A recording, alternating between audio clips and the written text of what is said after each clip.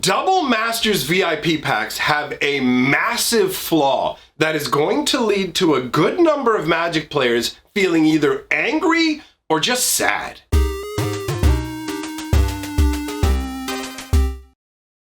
Greetings, owners of fine luxury cardboard rectangles. We are here today to talk about VIP packs and something that I don't think anybody else has covered yet in a video. And even if they have, this sort of needs to be spread around more just for consumer awareness, as Wizards of the Coast has made a huge error with the VIP packs. Now, before I get into that, I do just want to mention again that I have a Magic the Gathering lore channel. So if you love Magic the Gathering stories and just want to have a good time, that channel is strictly for lore and good times. There's like, this place is current news, openings, all kinds of stuff. But over there, it's just purely lore. And since I am promoting right now anyways, take a look at this. This is the first time on camera in any video I have been wearing. This is my own merch. Owner of fine luxury cardboard rectangles, the Magic Historian, and my beautiful little logo, which you can move down to protect your belly button. So those shirts and other merch with this greatness on it is all available down below. Props to Sam Hain Propworks for being the one who designed this overall. Okay, so now that I'm done shilling for myself, is it called shilling if you're doing it for yourself? Either way, what's going down with the VIP packs? Well, the rough idea behind VIP packs, in case somehow you don't know what they are, they're a mega premium product from Wizards of the Coast, right? Double Masters is already a special set that costs a bunch of extra money, anywhere from 3 to 4 times the cost of regular Magic packs, right? Depending on where you're getting them, you know, your mileage may vary with that. But either way, it's a pretty expensive product. And VIP packs are what I call an exploratory product. And by that, I mean, Wizards of the Coast is currently trying to explore different ways to make the most expensive and prestigious products available, right? Hence the name like VIP edition and stuff like that. They're designed to appeal to people who have a lot of money and just want the goodness. Because when you're dealing with, like, let's say, for example, the cost of a VIP pack is the same cost, or actually technically where I am, it's a little bit more to buy a VIP pack than an entire booster box of Magic. So they want the experience to be premium. They have specialized box toppers that are specifically only available in these. And actually, that's another thing people are getting a little bit like upset about. I don't know exactly how upset, but apparently Wizards of the Coast made it seem to a bunch of people like you'd be able to score multiple mythic box toppers out of these. But as of yet, not a single person has scored anything other than a mythic rare. There's never been 2 mythic rare box toppers on any of the openings that are available, although take that with a grain of salt because we are at the very beginning and technically it hasn't even released yet. So it's really just retailers and distributors that have access to these products. So this time, we all don't get access to it until the end of the week, roughly, right? Depending. So you have a scenario, we'll put that aside. The real problem that we have with the VIP boxes is the actual packaging of the product is a genuine issue. So it is basically a little deck box with 33 cards inside of it, and it just looks like any old like standard like event deck or whatever else from the outside. They just decided obviously to give it more premium packaging in terms of, well, we don't want to just make this look like a booster, right? They try and avoid just giving you a booster when they're selling you something that's a little more pricey and you're not really getting the same amount of cards. Because remember, like if you get a booster box, this has 36 packs in it and each of those packs has 15 cards, right? So you're getting like 500 some odd cards out of these boxes versus a VIP pack where you're getting 33 cards, right? And you open a box of these, you're getting 36 rares and mythics, you're getting a whole bunch of foils. Like you're not getting as much in the VIP pack. They did the same thing with, what was it? The signature spell books, right? Where the signature spell books are like 30, 40 bucks a piece, depending, sometimes 20. I mean, Americans get great prices. The rest of us kind of get hosed. But hey, what are you going to do, man? Magic's too good a game to just be like, I'm not going to let the exchange rate stop me from playing with my rectangles. Anyhow, the signature spell books were like 8 cards in a booster pack, right? But that looks so small. And if you go, yeah, we want you to pay 20, 30 bucks for this small little booster pack, then it doesn't feel that good, right? So they put it in a big box and you open it up and it's got fancy artwork on it and whatever to make you feel like, woo, it's a bigger experience than opening a booster. Same kind of thing with VIP packs, although admittedly, when you open the VIP packs up, the packaging that's inside, it seems very like cheap. It doesn't seem like they made opening up the VIP pack feel very impressive, in all honesty. They just like, blam, we shoved the little booster pack inside the box, really, and it's just pretty underwhelming. But that's not where the problem is. The problem is the outer wrapping, right? And the easiest way to demonstrate what I want to talk about is this right here, right? Take a look at this booster box. Now, if you look at the bottom, you'll notice, like, this is what normal shrink wrap looks like. But on this side, you've got specific, focus! There we go. You've got specific Wizards of the Coast logos going on, right? And the purpose of those are anti-counterfeit measures. Now, and by counterfeit, I don't mean they make counterfeit cards, but essentially counterfeit boxes. And if you don't know what like a counterfeit box is, which there may be another term other people use for it, but I'll explain what it is. I've actually had the experience twice in my life where I got a counterfeit box. One of them was actually all the way back in like Homelands, which is crazy to think about how long I've been involved in Magic. But anyways, there was a Homelands box, and Homelands is such a worthless set. To think somebody would do this to get the Autumn Willows and the Baron Sengers and stuff like that. But either way, what happened was somebody opened up the box, like took the wrapping off, cut open the packs, right? I mean, these people, there's multiple ways of having it done. So the first time this happened to me, the packs had been cut, and it took me a while to notice, because I'm just ripping the boosters and going, wow, these things are ripping open pretty easy. But at a certain point, you realize, you're like, wait a minute, like, there are literally none of the desirable cards from this set. And it's not like Homelands was not a breaking down the door set, but understand, it was a new Magic set at the time, and Magic sets were hit or miss, and it was just exciting to have new cards. So yes, the Homelands box was worthless, but to me, it was the world. It created such a feel-bad experience for me that like all these packs had been basically tampered with. You could tell at a certain point. What they do is you just open the pack and you just put other stuff into the pack. And they didn't bother, like the more sophisticated versions of this, which is what I encountered next time, don't have this problem. But this was like low-level scammery in terms of the guy hadn't really thought it through. So there were literally, you know how each card should have X number of commons and uncommon stuff like that? Well, Homelands worked off multiple uncommonalities and commons, right? It didn't technically have rares, although some of those cards have been upgraded to rare by like single sellers and like officially designated as rares, really. But either way, back then they had commons and different types of uncommons, right?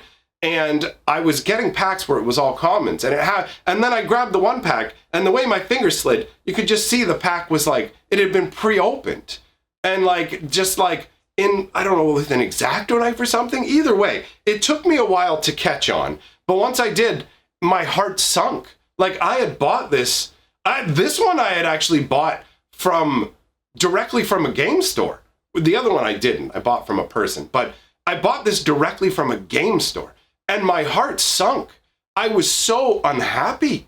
Like I literally was going to quit Magic. That's like, I went into the game store and I told him I was done. I'm like, I'm not playing this game anymore. I just got hosed so hard. I'm done. Like I quit. I give up. And the store owner wasn't having it. You know, he was a really cool guy. So he actually like got on the phone with Wizards of the Coast and they like sent me a replacement box. The whole situation actually got taken care of to my satisfaction. Back in the day, Wizards of the Coast was a really, really awesome company. Like at the very beginning, they were great, dude. I really liked them as a company, you know? So it is what it is. Rose-colored glasses, looking at the past, what you gonna do, right? Either way, this left me essentially devastated and wanting to quit the game. And I had it happen with the more sophisticated version where they basically peel open the end and paste it back shut. And if done effectively, unless you're actively looking for it, how likely are you to grab booster packs and like really like scrutinize them? Most of the time you just crack it, throw it to the side, crack it, throw it to the side, right? So if they've done the bottom flat, most people just grab a pack and do it from the top. So I just happened to randomly like knock the box over or whatever and pick a pack up and try and open it from the bottom. And sure enough, I was like, wait a minute, what's going on here? And then I checked the other packs, and the whole box had been done that way. But I had gotten that booster box as part of a deal from somebody where I got 2 booster boxes from them.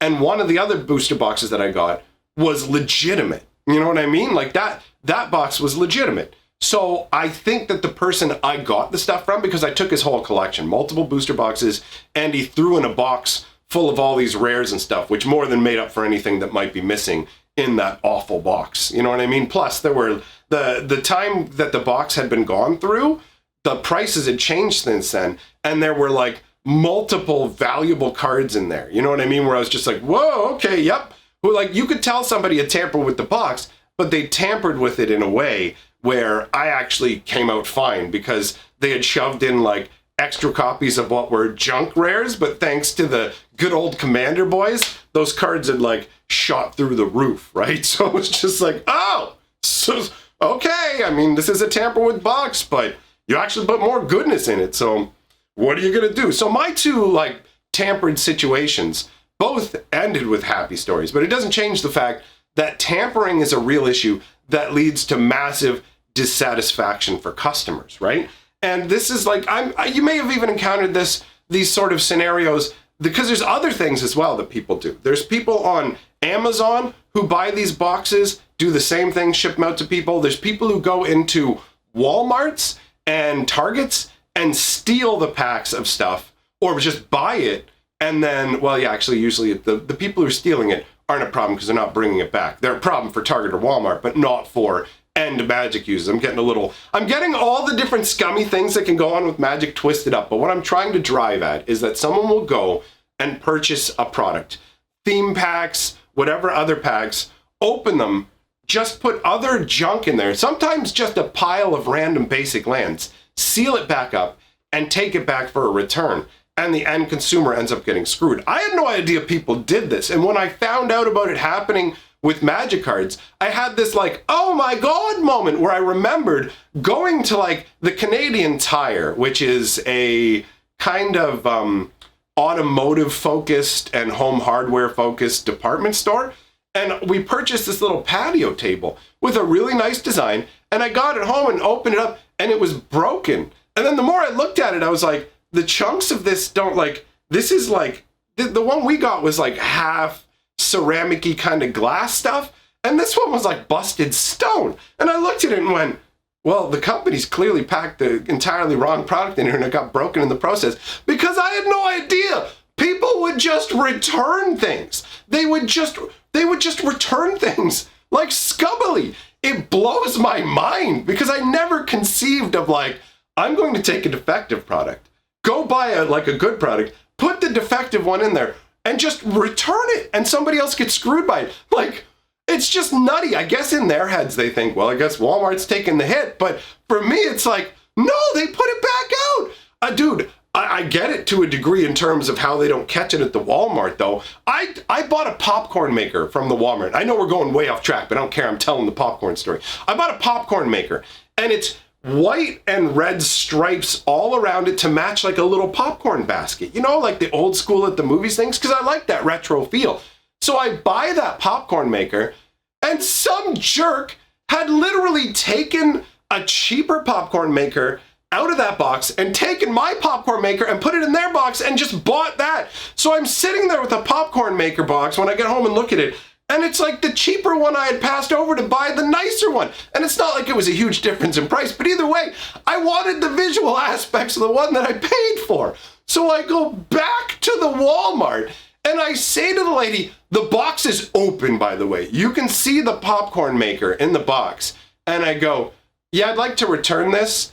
This isn't the popcorn maker that's like on the box.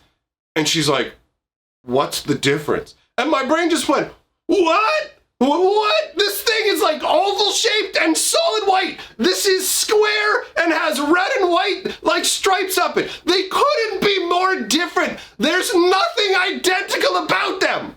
All right, so I can understand how people get away with returning the stuff to Walmart. You apparently don't have to put in any effort. How can you not differentiate between two popcorn makers? Anyways, to get back on track, the point I'm trying to make is that the VIP boxes that they made do not have this. So when somebody tries to repackage this and reuse this wrapping or get into one of these boxes, invariably this is going to get stretched to some degree, because when you go to reshrink things, how shrink wrap works is it's like heat operated. I don't know if they use a hair dryer or whatever machine. All I know is that you heat the plastic to shrink it, right? And so it will cause these symbols to deform, right? So you have a visible indicator before opening the product that it's been tampered with.